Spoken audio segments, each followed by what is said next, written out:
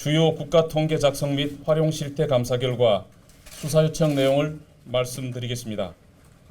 미리 배부해드린 보도자료 중심으로 말씀드리겠습니다. 1면입니다.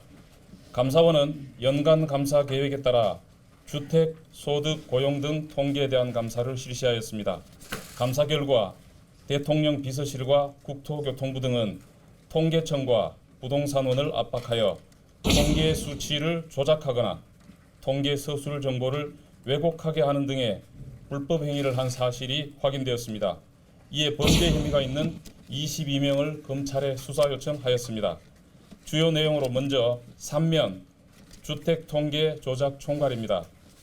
BH와 국토부는 2017년부터 21년까지 총 94회 이상 부동산원의 통계 작성에 부당한 영향력을 행사하여 통계 수치를 조작하게 하였습니다. 17년 6월부터 부동산원에서 주중치, 속보치 등을 불법적으로 사전 제공받은 후 집값 상승률 수치가 낮게 나오도록 주중치에 임의의 가중치를 적용하는 등 영향력을 행사하기 시작하였고, 부동산원의 재검토 지시, 변동률 상승 사유 소명 요구, 현장 점검 요구 등의 방법으로 상승률을 낮추도록 압박하여 통계 수치를 조작하였고, 이에 부동산원은 애초부터 주중치 등을 낮춰서 작성 보고하는 경우도 있었습니다. 특히 부동산 대책 발표 이후에는 그 효과가 큰 것처럼 보이게 변동률 하향 등 통계를 조작하기도 하였습니다.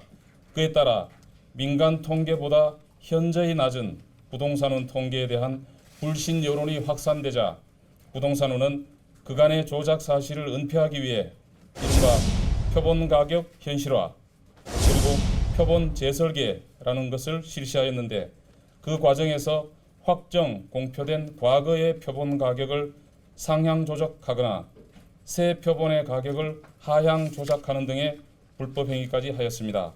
구체적인 내용을 보면 4면입니다. 통계법상 작성 중인 통계는 공표 전 제공, 누설이 금지되는데도 17년 6월 BH 정책실은 국토부를 통해 작성 중 통계인 서울지역 주간 주택 통계 주중치 제공을 요구하였습니다. 당초 부동산원 실무진은 주중치 제공을 거절하였으나 BH가 원장 직무 대행을 통해 압박하자 더 이상 견디지 못하고 수용한 것으로 조사되었습니다. 이후 부동산원이 법상 문제가 될 수 있다는 등의 이유로 총 12차례에 걸쳐 주중조사 중단을 요청하였으나 BH와 국토부는 이를 묵살하고 오히려 사전 제공 범위를 당초 서울지역 매매에서 수도권 매매, 서울지역 전세까지 확대하는 등 21년 11월까지 4년 이상 주중치를 계속 불법 제공받았습니다. 6면입니다. BH와 국토부는 전주 변동률보다 낮게 나오도록 하거나 부동산 대책에 효과가 있는 것처럼 보이도록 부동산원의 통계 조작을 지시하였습니다. 17년, 18년의 경우 실제와 달리 시장 상황이 안정된 것처럼 보이게 통계를 조작하였습니다. 7면입니다. 19년에는 부동산 대책에 효과가 있는 것처럼 보이도록 통계를 조작하였습니다. 8면입니다. 특히 서울 매매 가격이 다시 상승하기 시작한 19년 6월 이후 국토부는 부동산 원장의 사퇴를 종용하거나 조직과 예산을 날려버리겠다고 발언하는 등 부동산원을 더 강하게 압박하였습니다.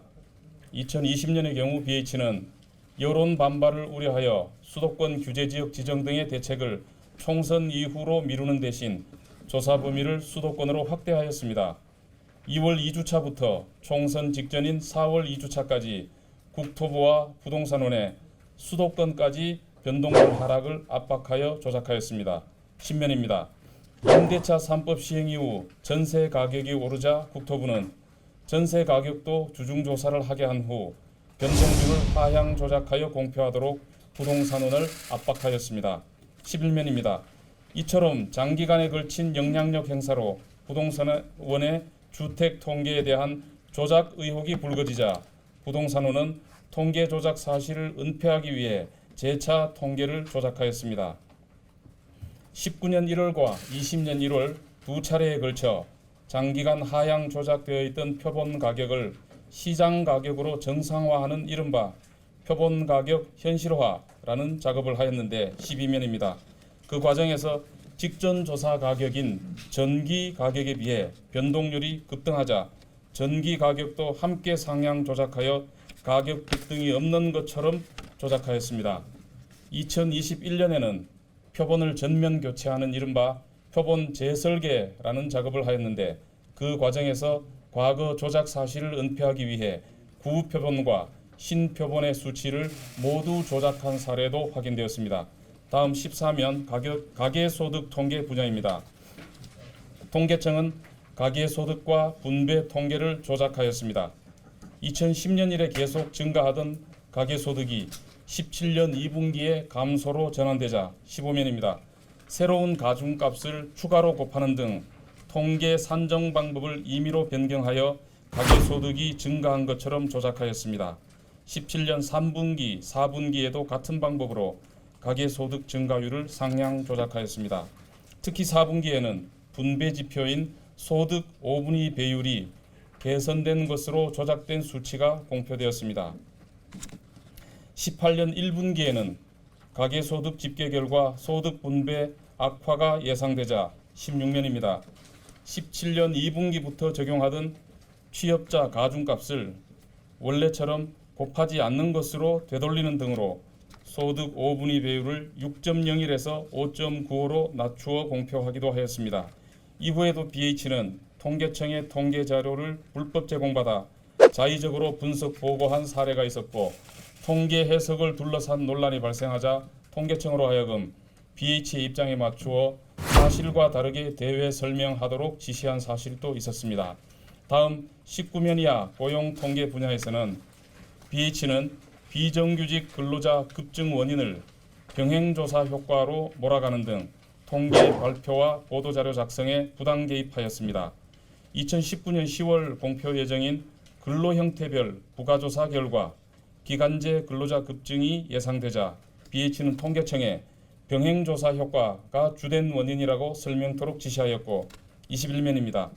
30만에서 50만 명이라는 구체적인 수치까지 정해주었습니다.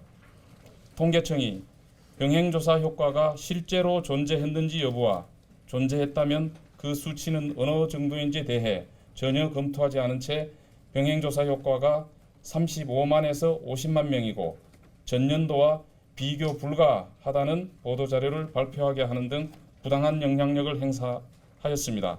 22면입니다. 이상 감사 결과에 대한 조치사항으로 4개 기관 총 22명에 대하여 직권남용, 업무방해, 통계법 위반 등 혐의로 9월 13일 검찰에 수사 요청하였습니다. 이상 보고를 마치겠습니다. 감사합니다.